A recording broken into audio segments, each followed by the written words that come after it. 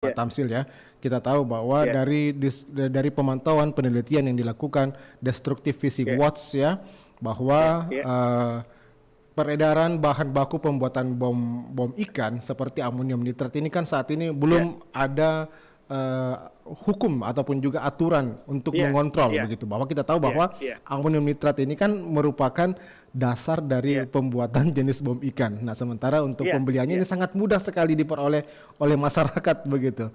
ya, Dan sangat mudah. iya, Nah, itu yang saya katakan tadi.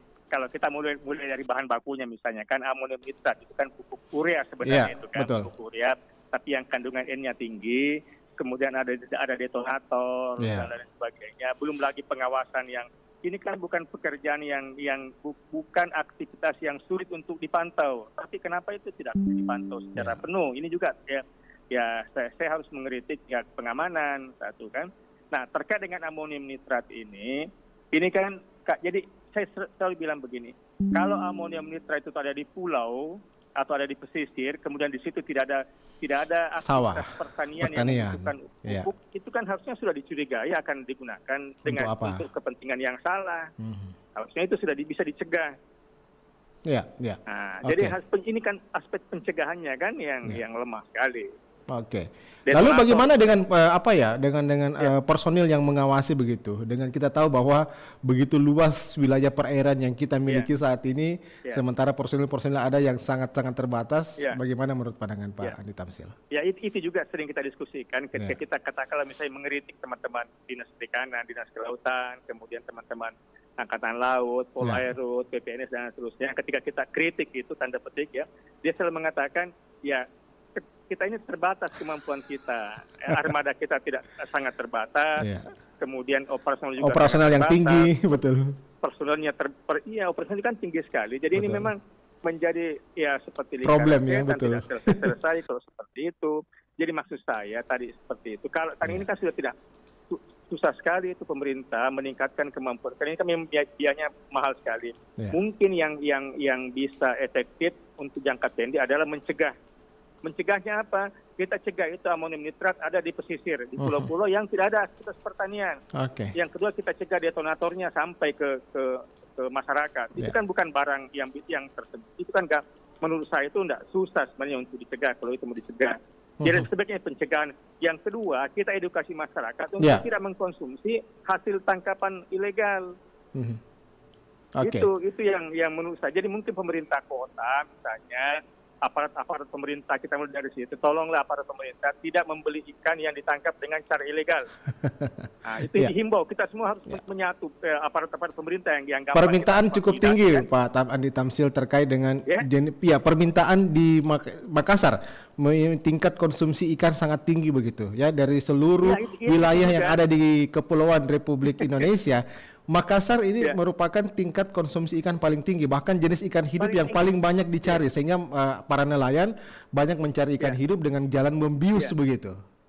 iya, Ya, itu dia makanya saya bilang sebenarnya kan begini, nelayan itu ya, bisa saja mencari ikan dengan tidak membius, banyak ya. cara sebenarnya bisa dilakukan, tapi itu kan yang paling gampang. Mm-mm. Jadi tingkat permintaan. Tingkat permintaan yang tinggi begitu ya. Halo. Iya, kayaknya komunikasi kami terputus. Kami akan coba tersambung lagi bersama Pak Andi Tamsil. Pak Andi Tamsil. Iya, oke. Terputus rupanya pendengar ya. Oke. Masalah memang ya ini kayak kata Pak Andi Tamsil seperti lingkaran setan sebetulnya.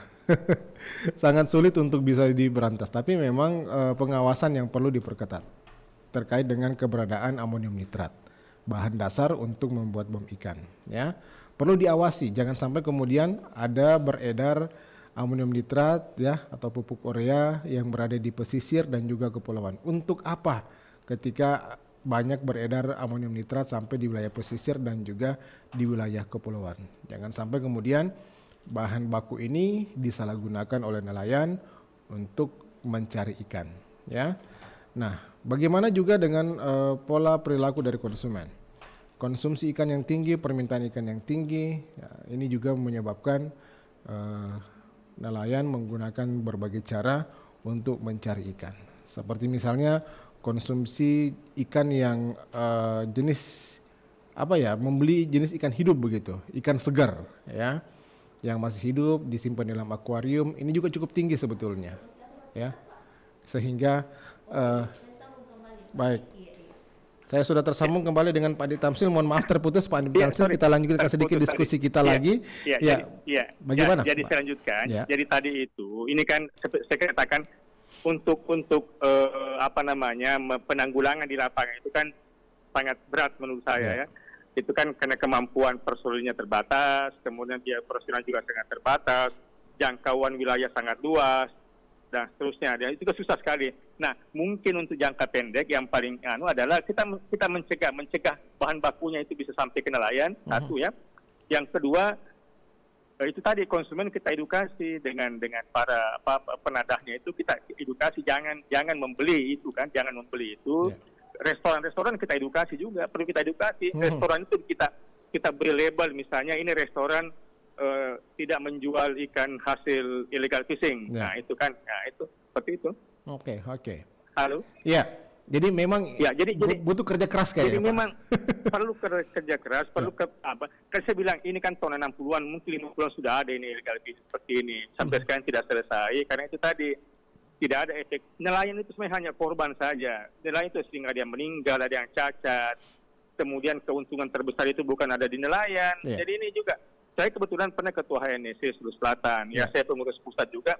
Saya selalu keberatan kalau semua nelayan disalahkan. Itu kesalahannya dibebankan kepada nelayan. Tidak boleh begitu. Masyarakat juga masyarakat juga ikut terlibat dalam. Tapi kalau nelayan ini mereka sudah pernah diedukasi nggak begitu bahwa penggunaan amonium nitrat? Sering kita edukasi. Saya kira sangat sering kita edukasi. Tapi kan ya namanya manusia biasa tergoda dengan permintaan yang gampang, yang cepat, permintaan dan seterusnya.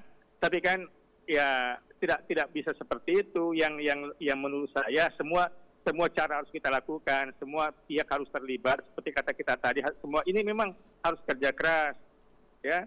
Pemerintah misalnya mengedukasi rakyatnya. Kalau bisa semua ASN misalnya kita himbau tidak mengkonsumsi ikan hasil illegal fishing. Kemudian restoran-restoran kita beri peringatan kalau dia masih menggunakan. Itu kan ibaratnya kan barang ilegal kan, kalau mereka jual itu kan juga ikut terlibat. Ini kan belum ada aturan juga nih Pak Andi Tamsil terkait dengan penjualan jenis ikan yang masih hidup begitu, ikan-ikan laut yang masih hidup. Yang jelas kan ada itu kan sudah ada larangan menangkap kan, ada larangan menangkap dengan cara ilegal kan, sudah ada larangannya kan. Ya kalau dilarang ditangkap berarti kan dilarang diperjualbelikan. Oke. Nah begitu kan. Jadi ini tidak bisa. Poin saya adalah kalau masih difokuskan kepada nelayan, jangan bermimpi illegal fishing akan selesai. Jadi memang secara holistik ini harus dilakukan upaya pencegahan. Semua harus terlibat. Semua harus terlibat. Konsumen itu, saya selalu bilang konsumen itu harus terlibat. Kalau konsumen itu ikut tidak mengkonsumsi, ya pasti berhenti dengan sendirinya. Tapi bagaimana konsumen mengetahui ini jenis ikan hasil illegal fishing begitu, mana yang bukan? Nah itu agak sulit juga. Nggak susah sebenarnya kalau kita mau, nggak susah. Mulai dari pelelangan ikan. Teman-teman yang bertugas di pelelangan, orang-orang dinas kelautan perikanan di pelelangan, itu kan tahu mana yang ilegal, mana yang sah. Jadi mulai dari situ sudah disortir. Nah, jadi sebenarnya kalau mau enggak susah. Selalu memang begitu pertanyaan, masyarakat konsumen tidak tahu. Iya, sama saja misalnya kan kalau kita misalnya beli barang mekarkar barang curian kan kita juga tidak tahu mana curian mana yang tidak kan. Tapi kan semua ada cara kalau kita mau. Nah, itu. Tapi selalu itu bahwa masyarakat tidak tahu dan tapi menurut saya memang masyarakat sebagian besar tidak tahu, tapi kan itu bisa dimulai dengan misalnya mensortir di pelelangan ikan, misalnya kan, di restoran itu misalnya semua ikan itu harus punya catatan, ini ditangkap di mana, dengan cara apa dan seterusnya. Kalau memang serius, tapi kalau dibiarkan ya tidak selesai. Pak Andi Tamsil, kerugian negara yang ditimbulkan akibat destruktif fishing ini kan cukup besar, ditaksir bisa mencapai ribuan triliun, melebihi APBN bangsa Indonesia begitu ya. Kalau ini terus dibiarkan, nah. Apakah kemudian juga ini patut dipertimbangkan juga bahwa political will, goodwill dari pemerintah bagaimana mengatasi ini dengan baik untuk taruhlah misalnya pemberian anggaran untuk bagaimana dalam pengawasan yang lebih besar di situ ya, karena kan selama ini menurut pengakuan dari Polair ataupun juga KKP bahwa biaya operasional kan cukup tinggi begitu, apalagi bahan bakar yang cukup tinggi untuk melakukan patroli setiap saat. Ini kan merupakan anggaran yang tidak kecil begitu, sangat besar untuk melakukan pengawasan masalah illegal fishing, destructive fishing ini dan lain-lain sebagainya, kejahatan-kejahatan yang ada di laut ini. Bagaimana menurut pandangan Anda? Ya, saya kira kalau berapapun anggaran yang dikucurkan, kalau kalau hanya berfokus ke nelayan, saya tidak yakin kalau pemerintah kita mampu. Wilayah laut kita ini sangat luas, kan, sangat luas. Kemudian ya mohon maaf kan juga ada godaan-godaan uang dan seterusnya, itu juga perlu menjadi pertimbangan. Nah, saya pernah mengatakan ke Kapolda kira-kira 4 tahun yang lalu, saya lupa Kapolda yang baru waktu itu, saya bilang kalau kejahatan pencurian, perampokan, pembunuhan itu kan kejahatan biasa, Pak. Ada kejahatan yang luar biasa yang namanya kejahatan lingkungan. Nah, ini illegal fishing kejahatan lingkungan. Ya, betul. Kejahatan lingkungan yang harus diseriusi untuk diselesaikan.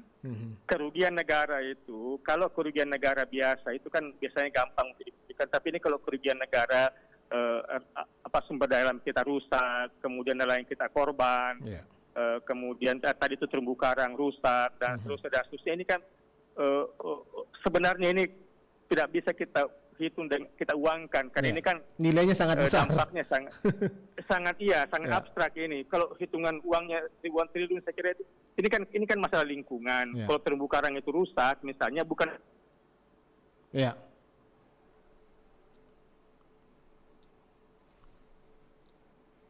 Oke, halo.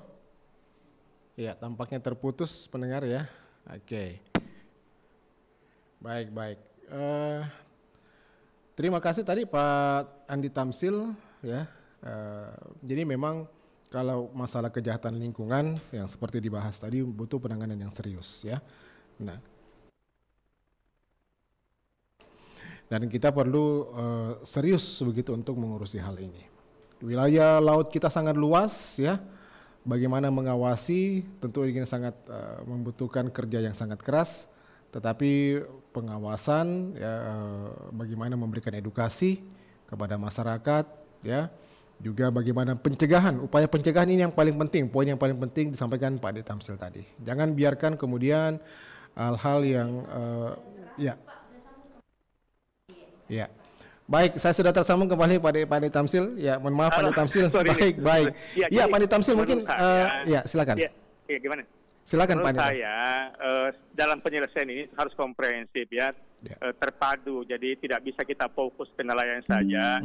Semua komponen harus ikut terlibat ya, mulai dari pengawasan misalnya kan. Pengawasannya bukan pengawasan di laut saya, tapi pengawasan bahan baku yang digunakan oleh nelayan untuk melakukan illegal fishing. Itu satu kan.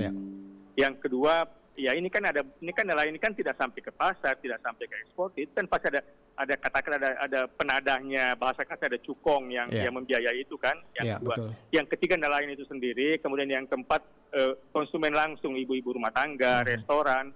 Ini juga harus semua kita edukasi agar ikut terlibat di dalam meminimalkan itu, misalnya dengan tidak mengkonsumsi, tidak memasarkan dan seterusnya. Nelayan kita ini jadi korban saja. Jadi saya sangat keberatan kalau nelayan yang disalahkan. Nelayan itu saya sangat keberatan. Semua harus didebatkan satu. Yang kedua memang ini kan perlu keseriusan pemerintah kita ya. Sebenarnya ada satu masalah yang mungkin perlu didiskusikan lebih panjang, yaitu sekarang ini kan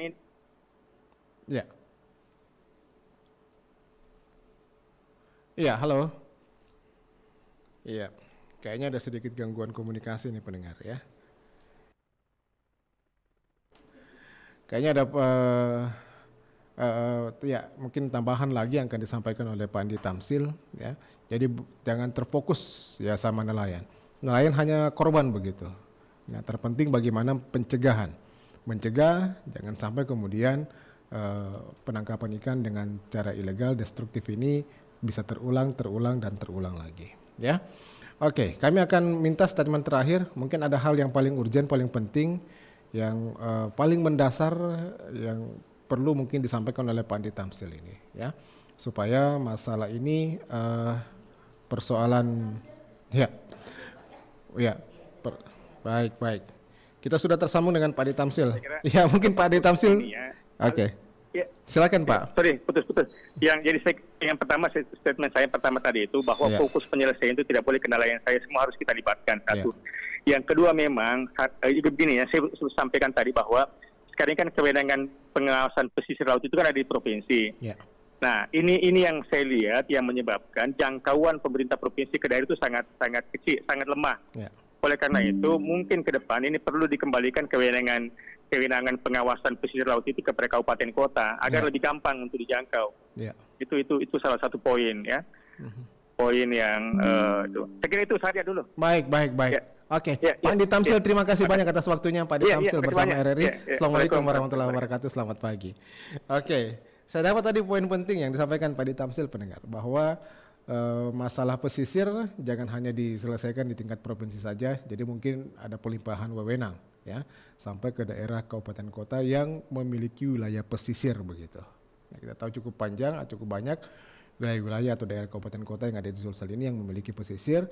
Nah, sehingga pengawasan ini bisa dilakukan secara berjenjang begitu ya. Oke, melibatkan juga dari Polair ya, dari Angkatan Laut dan semua dilibatkan ya secara komprehensif supaya pengawasan ini bisa lebih baik. Iya, pendengar Pro 1 dimanapun Anda berada, saya cukupkan sampai sini kebersamaan kita dalam Dialog Lintas Makassar Pagi. Atas nama kerabat kerja bertugas, saya Alfian mengucapkan terima kasih. Selamat pagi, sampai jumpa. Assalamualaikum warahmatullahi wabarakatuh.